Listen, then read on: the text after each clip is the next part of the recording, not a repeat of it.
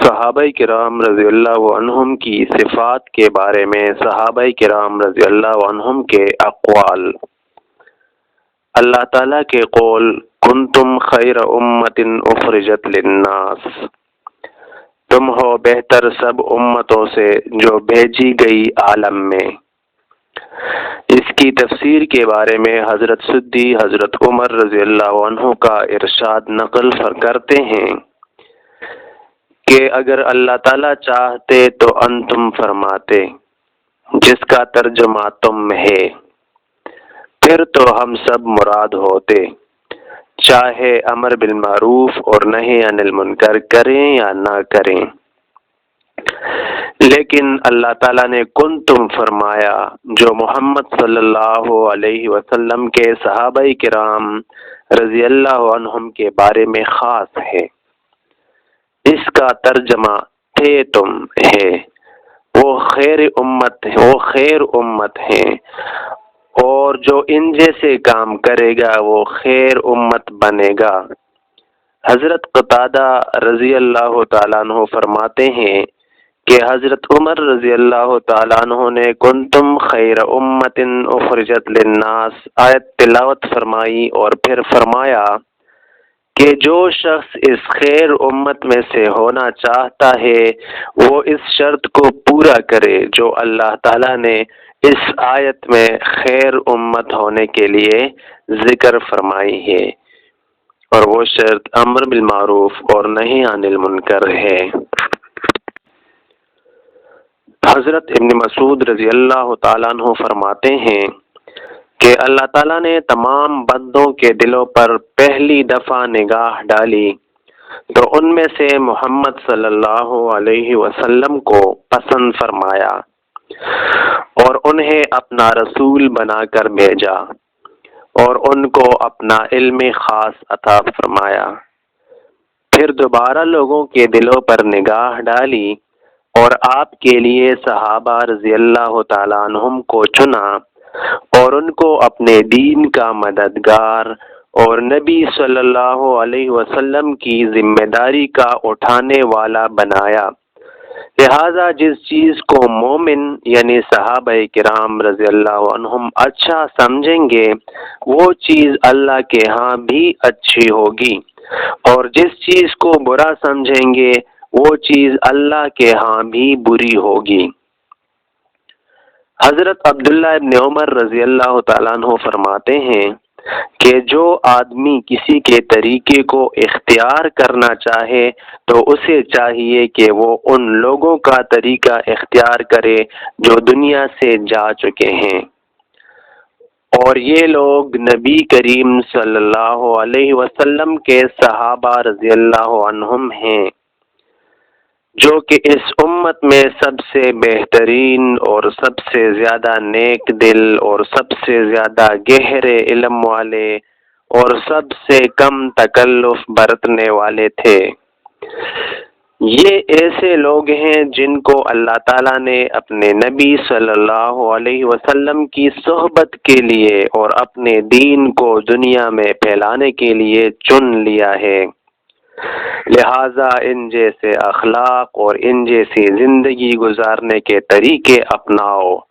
رب کعبۃ اللہ کی قسم، نبی کریم صلی اللہ علیہ وسلم کے یہ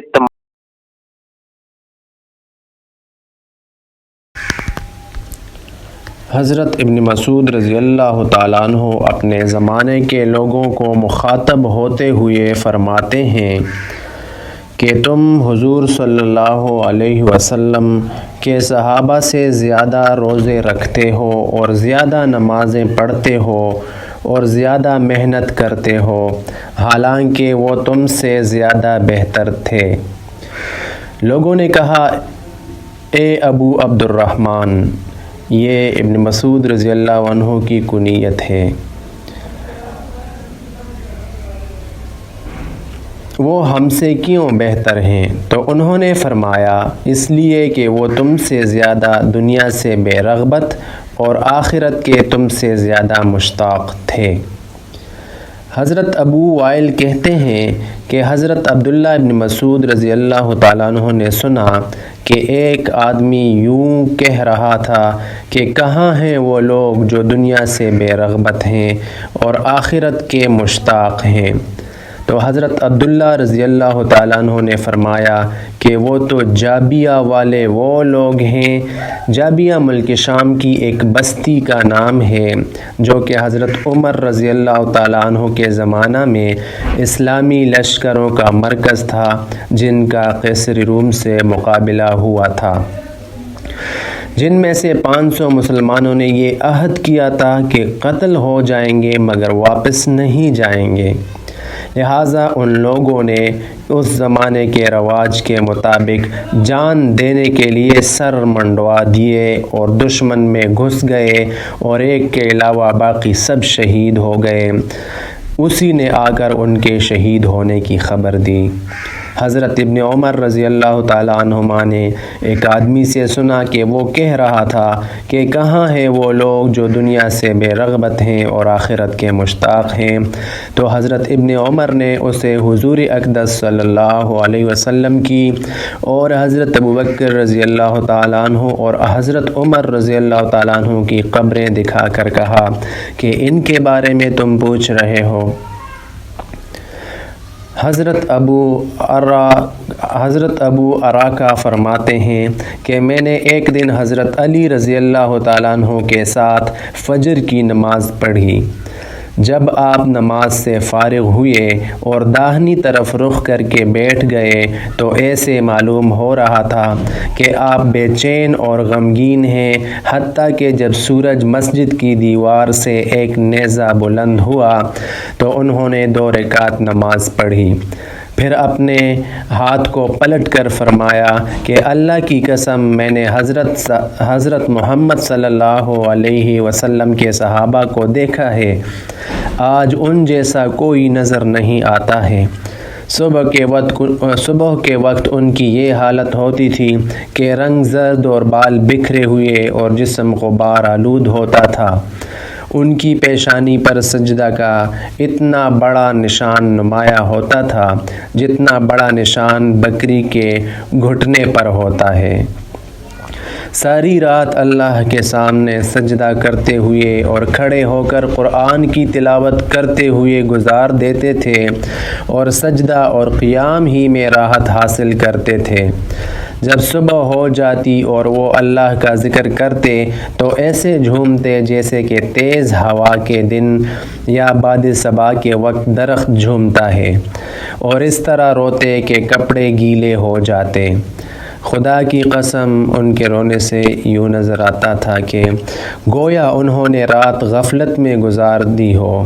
پھر حضرت علی رضی اللہ تعالیٰ عنہ کھڑے ہو گئے اور اس کے بعد کبھی آہستہ ہنستے ہوئے بھی نظر نہ آئے، یہاں تک کہ اللہ کے دشمن ابن ملجم فاسق نے آپ کو شہید کر دیا۔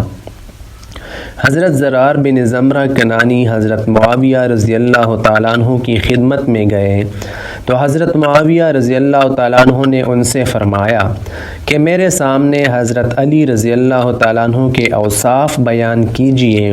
تو حضرت زرار نے کہا، اے امیر المؤمنین، آپ مجھے معاف رکھیں۔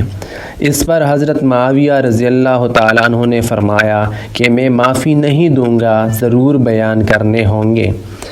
تو حضرت زرار رضی اللہ تعالیٰ عنہ نے کہا کہ اگر ان کے اوصاف کو بیان کرنا ضروری ہی ہے تو سنیے کہ حضرت علی اونچے مقصد والے یا بڑی عزت والے اور بڑے طاقتور تھے، فیصلہ کن بات کہتے اور عدل و انصاف والا فیصلہ کرتے تھے۔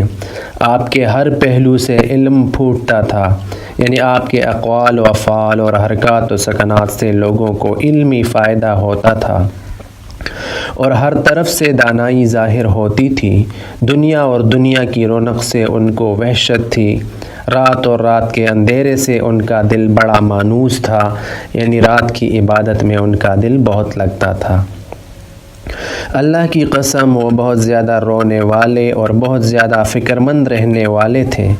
اپنی ہتھیلیوں کو الٹتے پلٹتے اور اپنے نفس کو خطاب فرماتے، سادہ اور مختصر لباس اور اور موٹا جھوٹا کرنا پسند تھا۔